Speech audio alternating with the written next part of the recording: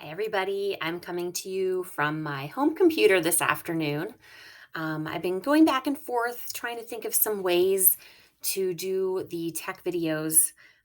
Tech training has become a little more challenging since I am covering the Kunji office in the morning and then I'm only in Allentown in the afternoon. So I've been trying to come up with some different ideas on how to share tech tips to everybody. I know during the day, some of our agents are working, others are just busy and not able to come into the office all the time. So I thought I'd give this video option a try. I'm hoping it gets a little bit easier from this point forward. I can tell you that my daughter makes talking into a screen where no one is looking at you a lot easier than it really is. So I think it'll get easier as it goes.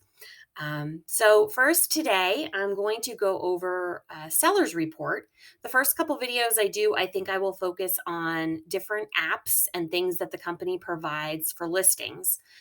Felix was nice enough to allow me to use his ACE dashboard. So let's just dive in and take a look at it. Okay.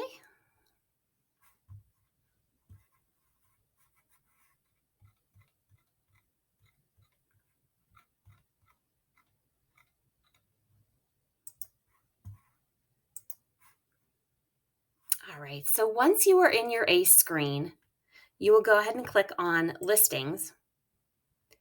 And from there, you will be able to get to the listings that you currently have, your active listings. So in this instance, you can see that Felix has two active listings. I didn't really look at one over the other. I'm just going to go ahead and pick one. So if you click on it, when you get to the next screen in ACE, you will see quite a few things. So today I'm just going to focus on the reports option.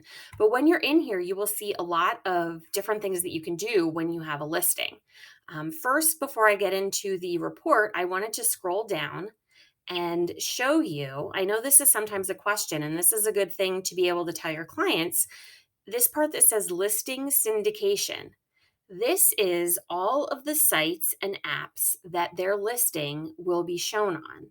We syndicate out to all these. It goes out from our MLS. So that is a nice thing to be able to tell them that these are all the places that your listing will be being shown and they'll be able to see it. All right. So the seller's report, you're going to come over here. You're going to go under reports. And in this case, we can actually see that Felix already does, it looks like, have this set up to go to his client. In this section right here, this is where you would add your client's information. It would be their email address. If you type in their name, if they are saved in ACE, you should be able to pull them up by their name. If you click on send me a copy of the online seller report, this will automatically send you exactly what your client is getting. You can choose how often you would like them to get the report, every week, every 2 weeks, every 3 months. And this part right here is where you're going to choose when you want the reports to stop. So, do you want the report to stop once the listing is under agreement, or do you want it to stop once it's sold? You can also check off if you want it to be emailed immediately. You do have the option to also print it if you wanted to see a copy for yourself or send it to them as a PDF. Maybe you just want to do it as a one time thing. So, when I first got into tech training, one of the things that they said that this seller report was good for was not only for showing the traction that their listing is getting and how many clicks it's getting, but almost more importantly, to show them when it's still getting clicks, but they're not seeing the scheduled showings in return. So it's kind of a good leverage to use sometimes as maybe discussing something that needs to be done in the house or a possible price change. So if you scroll down, this is going to show you a little bit about the listing, and it is also going to show you exactly what your client will see when they get the report. So as you go down, this traffic summary was produced on May 15th. It shows how many times it was viewed in the last week. It shows in the last month and since it was listed.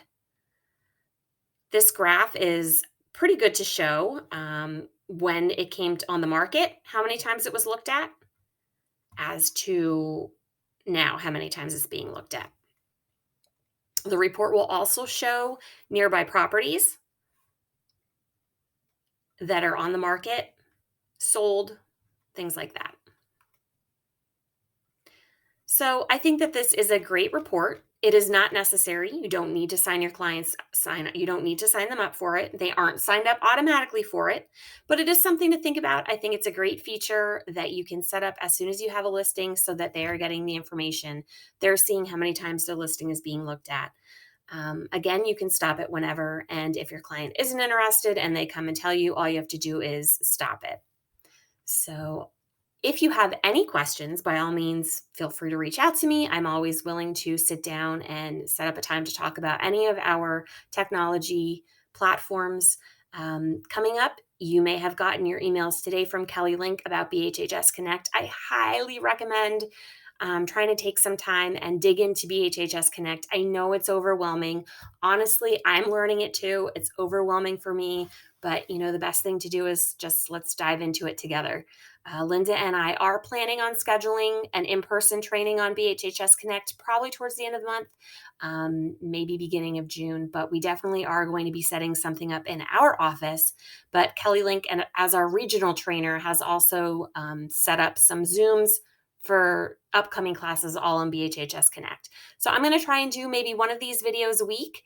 Again, the first couple are going to focus on listings. If you have any ideas or any suggestions on something that you'd like to learn more about, please let me know. All right, I'll talk to you all soon. Have a great night.